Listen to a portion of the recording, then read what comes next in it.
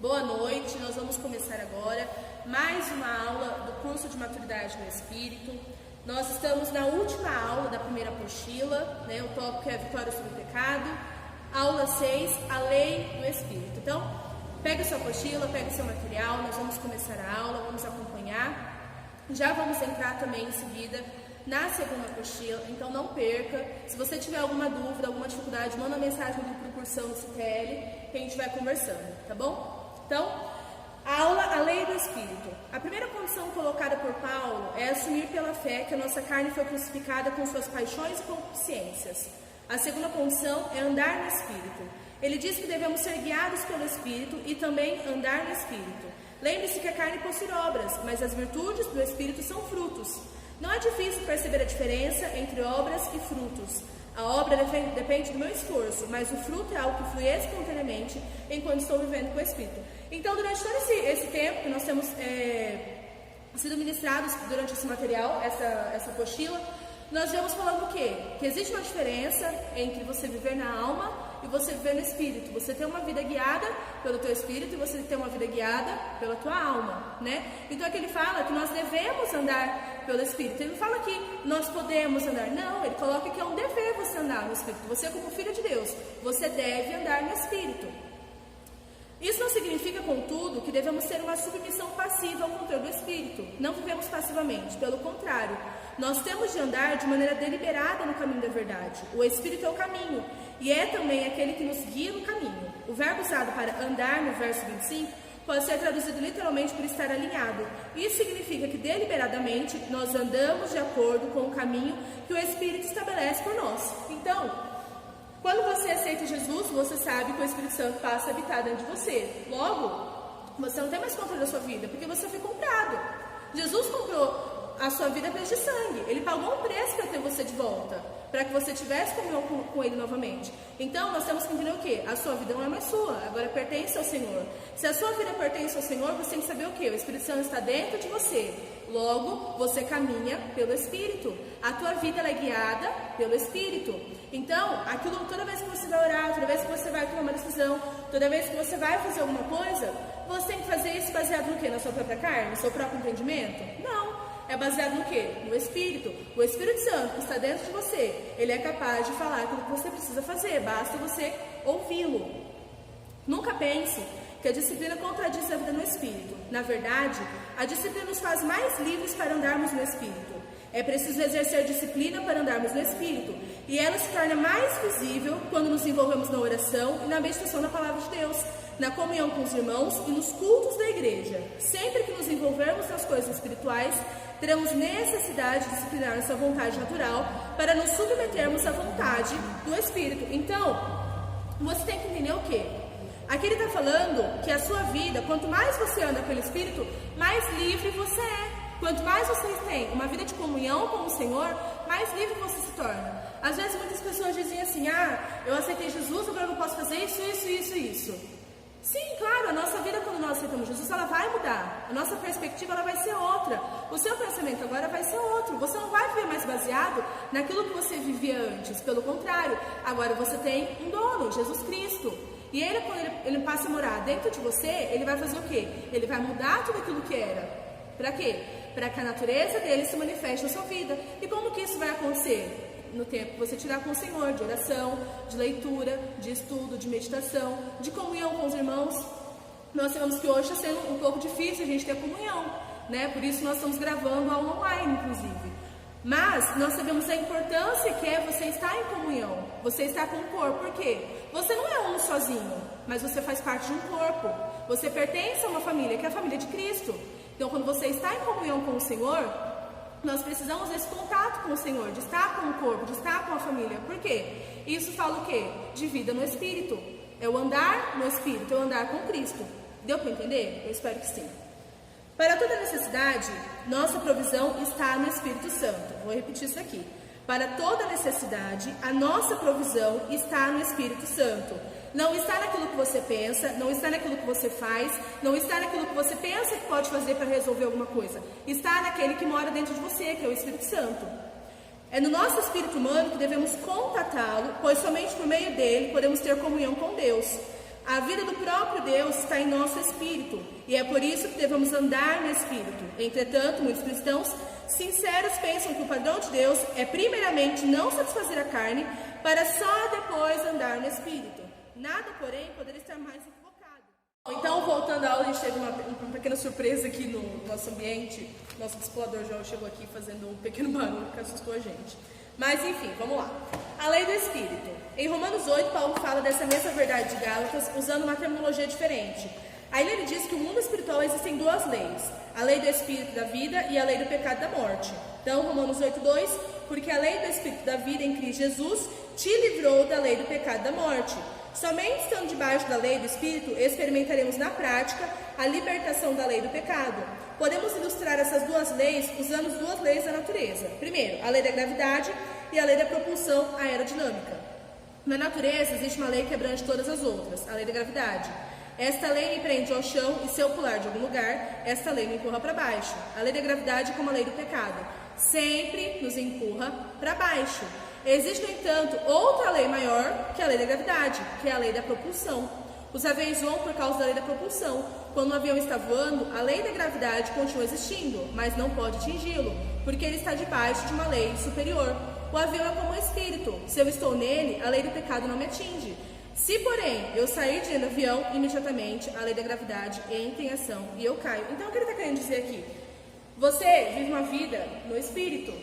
Então, independente daquilo que você faz, o Espírito Santo é com você. O Espírito Santo ele tem a capacidade e o poder de mudar tudo à tua volta. Então, muitas pessoas pensam assim: agora eu errei dessa forma, eu mirei, o Espírito Santo não mora mais dentro de mim. Não, isso não é verdade. Porque uma vez que você aceitou Jesus, uma vez que o Espírito Santo passou a habitar dentro de você, ele não tem como ser retirado dentro de você. Você é um com o Senhor, não tem como mudar o teu DNA. Agora você tem um DNA celestial, não tem como tirar isso dentro de você. Amém? Se eu deixar de andar no Espírito, imediatamente eu entro na esfera da lei do pecado. Nós não temos de vencer o pecado pelo nosso esforço. Basta estarmos no Espírito e espontaneamente teremos vitória. É incrível vermos a quantidade de cristãos sinceros que vivem pela força de vontade, mas precisamos entender que tudo depende do Espírito que opera em nós, e não do nosso esforço. Então, depende de você. Mas o Espírito Santo está dentro de você. Muitos falam: eu tenho que fazer isso, tenho que me esforçar para fazer isso. Se eu não fizer isso, não é pela força do teu braço, não é por aquilo que você faz, mas é pelo aquilo que o Espírito Santo opera dentro de você. Entenda uma coisa: você não faz nada. Quem faz é o Espírito Santo que está dentro de você, que mora dentro de você. Existe o quê? A sua permissão para ele agir ou não. Existe o quê? Você dar ouvidos ao Espírito ou não. Quando se vive pelo esforço, em vez de confiar na provisão da lei do Espírito, a vida cristã fica realmente difícil. É trabalhoso ser um cristão quando se vive com tanto esforço. Por que é trabalhoso? Por que é dificultoso? Porque você vai querer fazer tudo pela força do teu braço. Você vai querer fazer tudo de acordo com aquilo que você entende, aquilo que você quer fazer. Você vai agir porque você tem que fazer alguma coisa, porque se você não fizer, então Deus não te abençoa. Nós já entendemos que na graça não funciona dessa maneira. Hoje você vive numa era que chama a dispensação da graça. Agora é o Senhor quem faz por você e Ele já fez tudo por você. Você não tem que fazer nada. Você apenas por fé recebe aquilo que Ele já fez por você na cruz. Amém? Eu vivi assim por muitos anos, me esforçando para andar como cristão, para comer como cristão, me lembrando o tempo todo que eu era um cristão. Eu pensava que se eu relaxasse por um instante sequer, fracassaria. É como fazer a água correr para cima. O esforço não muda isso. Muitos irmãos tentam viver a vida cristã nesse nível tão difícil. Pensam que a força de vontade deve ser a base de sua vida e tentam vencer a força da gravidade se segurando em algum galho lá em cima. Porém, quando a força acaba, o final é a queda embaixo. Tentar ser um cristão debaixo da lei da gravidade é algo muito penoso. Todo aquele que usa sua força de vontade para ser um cristão pode ser um entre dois tipos de pessoas. O que ele está querendo dizer? Quando você tenta agir de acordo, agora eu me tornei cristão, então agora eu tenho que seguir dessa maneira. É óbvio que, eu já disse aqui anteriormente, que quando você aceita Jesus, a tua vida muda, a tua perspectiva muda. Por quê? Agora, Deus habita dentro de você, o Espírito Santo está dentro de você. Então você não vai mais agir da maneira como que você agia, mas agora você age de acordo com o quê? De acordo com o Espírito Santo mora dentro de você. Mas muitas pessoas falam o quê? Que é muito penoso, que é muito difícil, é muito árdua a vida do crente. Mas pensa comigo, se você está com o Senhor, se você tem prazer em estar com o Senhor, Por que vai ser difícil? Isso é algo prazeroso. Você está na presença do Pai, você está desfrutando de quem Ele é na sua vida. Então, não é algo que se torna difícil. Se torna difícil quando? Quando você tenta agir por vontade própria. Quando você tenta agir de acordo com aquilo que você pensa que é certo. Quando você quer fazer as coisas por vontade própria. Mas quando você deixa o Espírito Santo guiar a tua vida, andar por você, mostrar o caminho que você deve seguir, isso não é difícil, pelo contrário, isso é prazeroso. Por quê? Você está o quê? Aprendendo a descansar no Senhor e depender dele. E quando a gente depende e descansa do Senhor, as coisas se tornam muito mais fáceis, tudo se torna muito mais simples. Por quê? Você não tem que fazer, o Senhor já falou que já fez. Você está apenas fazendo o quê? Colocando o quê? A fé em prática, colocando a tua fé em ação. Eu descanso no Senhor, por você que Ele já me concedeu todas as coisas. Amém? Então, a primeira possibilidade é que esse cristão nunca nasceu de novo. Por isso, ele precisa se esforçar tanto. Muitos membros da igreja não são de fato nascidos de novo, apenas parecem que são. Por que ele fala isso? Porque continuam agindo da mesma maneira, não mudou. Você pode ver que, aceitei Jesus, mas a vida continua a mesma, não teve nenhuma mudança. Da mesma forma que ele era antes de aceitar Cristo, é a forma que ele está agora, ele continua igual. Então ele continua dizendo, eles cantam corinhos como os outros, falam alguns aleluias e chegam até a pregar o evangelho, ainda com muita indisposição e relutância. Quando outros cristãos falam, percebemos vida neles, mas quando aqueles que abrem a boca não percebemos coisa alguma. Estão fingindo que são cristãos e por isso dependem de algum esforço próprio. A segunda possibilidade é que ele tenha de fato nascido de novo e é filho de Deus, mas ele ainda não creu na lei do Espírito para viver por ela. Ele tem a vida de Deus, mas não vive por ela. Ele ainda não ouviu o Evangelho da Graça completo e por isso não conhece a completa provisão de Deus. Ele ainda vive caindo em pecado e se sente muito fraco, mas, por ser sincero, sempre se esforça um pouco mais com o objetivo de fazer a vontade de Deus e vencer o pecado. No entanto, tudo isso é em vão. Os dois motivos para um cristão viver no esforço são esses dois. Ele ainda não nasceu de novo ou ainda não creu na plena provisão de Deus pelo Espírito. Então, que o Senhor possa abrir nossos olhos para vermos que ninguém pode vencer a lei do pecado usando a sua força de vontade. Mais uma vez eu digo, você não faz nada por você mesmo. Nem tampouco pode resistir à lei do pecado apenas desejando fazer o bem. A nossa própria vontade jamais poderá vencer a lei do pecado da morte. Graças a Deus, porque não temos de fazer isso. A lei do Espírito faz por nós. Temos apenas de caminhar pela lei do Espírito, que espontaneamente a vida se manifestará em nós de forma vitoriosa. Mas pode falar assim, então eu não preciso fazer mais nada. Não, você apenas é o quê? Desfrutar da presença. Quando você é apaixonado por alguém, você faz tudo para agradar essa pessoa. Se você é casado, você faz tudo para agradar o teu esposo. Por quê? Porque você sabe que ele te ama, você sabe que você é amado por ele. Então você tem prazer em estar com ele. Assim é nós com o Senhor. Nós somos amados pelo Senhor. Então eu não vou fazer nada, aquilo que eu sei que não vai desagradar o Senhor. Porque eu sei que Ele me ama, então não tem necessidade de eu fazer aquilo que não o agrada. Pelo contrário, eu vou ter prazer em andar naquilo que Ele tem para mim, naquilo que Ele sonhou, naquilo que Ele estabeleceu para a minha vida. Eu tenho prazer em seguir o quê? A lei do Espírito. Por quê? Porque eu sei que ela é boa, perfeita e agradável. Porque eu sei que foi isso que Ele escolheu para a minha vida. Amém? Segundo ponto, a operação prática do Espírito. Como a lei do Espírito opera de maneira prática? Vamos supor que haja um pecado em sua vida que constantemente o assedia e parece derrotá-lo frequentemente. Vamos imaginar, por exemplo, que você tem grande dificuldade com a ira e a impaciência. Você percebe que facilmente fica irado e perde a paciência. Nesses momentos, você fala que não deve num tom áspero e até você mesmo tem medo de si. Você sabe que isso é errado e pelo fato de você ser um cristão sincero, procura se consolar cada vez mais se relaciona com outras pessoas. Você procura usar a sua força de vontade dizendo, hoje eu vou me controlar para não estourar com ninguém. Você se refreia por 1 ou 2 horas, sem qualquer espontaneidade. Fica angustiado, clamando misericórdia a Deus e pedindo vitória o tempo todo. Continuar agindo assim é extremamente desgastante. Por isso você acaba caindo novamente. Você sabe que é justamente em casa, com seu esposo, que você fica mais irado. No seu caminho de volta para casa, você ora, Senhor, estou indo para casa e não tenho interesse em me esforçar para ser coisa alguma. Sei o tipo de pessoa que eu sou, mas também creio que a lei do Espírito me libertou da lei, do pecado e da ira. Eu creio na palavra do Senhor. Se você orar assim, não precisa chegar em casa e ficar o tempo todo clamando por misericórdia, declarando que está morto. Não, você simplesmente se esquecerá da sua oração. Você sentirá um completo descanso e espontaneidade. Por quê? Entende a diferença? Você chegar lá e você falar, não, eu não posso me estressar, eu não vou falar nada. Você está tentando agir pela sua própria força. Agora, quando você descansa no Senhor, sabendo que o Espírito Santo habita dentro de você, o Espírito Santo é paz, ele é longânimo, né? O Espírito Santo é benigno. Então você sabe que os frutos do Espírito estão dentro de você e eles vão se manifestar porque você vive pelo Espírito, você não vive pela carne, você não vive pelos teus pensamentos antigos. Agora você é controlado por quem? Pelo Espírito Santo que está dentro de você. A sua esposa lhe diz alguma coisa que poderia irritá-lo, mas você percebe que não se esforçou nem um pouco para ficar calmo. Por que isso aconteceu? Foi a operação da lei do Espírito que manifestou a libertação na sua vida. Ser cristão deve ser algo espontâneo e não um constante esforço para ser alguma coisa. Qualquer pecado deve ser vencido dessa maneira, não pelo esforço da alma, mas pela operação do Espírito. Infelizmente, existe muito fingimento e representação na vida do crente, e eles chamam isso de uma vitória. Muitos estão por aí apenas desempenhando o papel de cristão, mas a vida deles tornou-se uma representação. Ou seja, na verdade, nem cristãos são convencidos de que são alguma coisa, né? Porque vivem o tempo todo o quê? Se maquiando. Não são o que são, na verdade, né? Então eu coloco um pano na cara, não, agora vou ser cristão, agora eu não posso falar nada. Mas quando sai, já estourou, já brigou, já falou, já pensou. O que adianta? Quando uma pessoa comete pecado, ela não tem que se esforçar para isso. É algo totalmente natural, não havendo necessidade de usar a força de vontade. Da mesma forma, deve acontecer com os frutos do Espírito. Eles devem nascer espontaneamente. Então, a gente sempre ouve o pastor falar assim, dando exemplo, né? Eu sou estressado, eu sou nervoso. Não, você é irado. Mas o Espírito Santo habita dentro de você.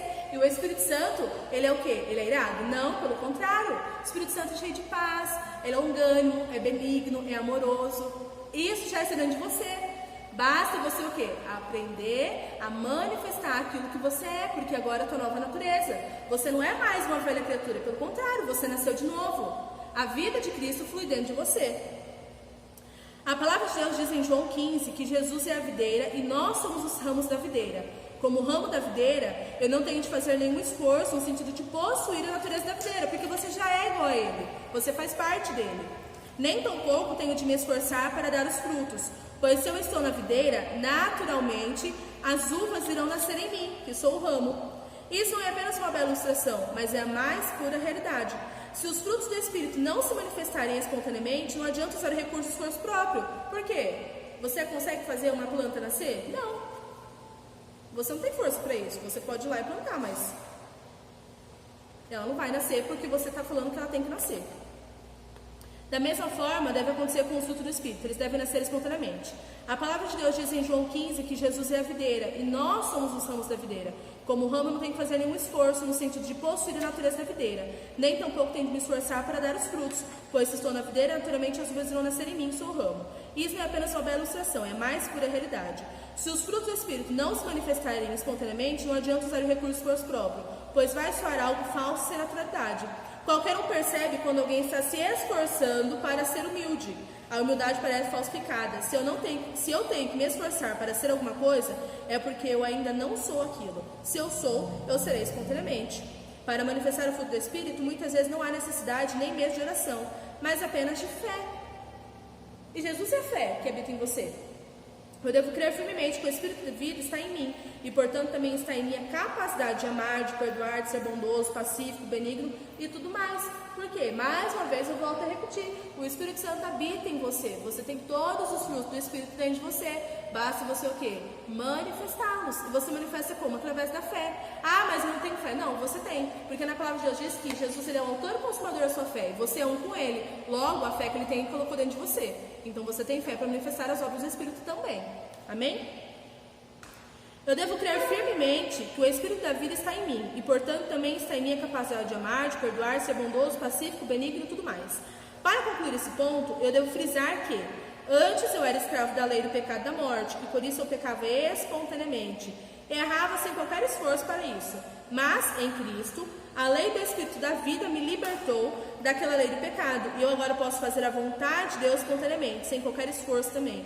É importante lembrarmos que a lei do pecado não deixou de existir, e na verdade, ela se manifestará sempre que eu sair dos domínios da lei do Espírito.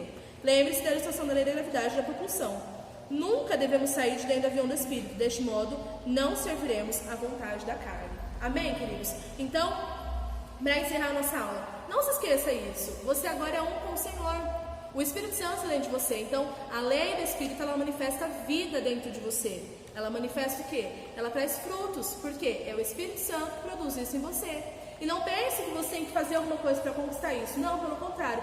Tudo isso, todo amor, bondade, benignidade, mansidão, paz, já está dentro de você. Porque você hoje é um com o Senhor. Amém? Então, nós estamos encerrando a nossa última aula da primeira apostila do cursão. Espero que você esteja aí ouvindo, tenha se identificado. Mais uma vez, se tiver alguma dúvida, qualquer pergunta, mande no grupo do cursão que a gente vai conversando, tá bom? Deus abençoe e até a próxima aula.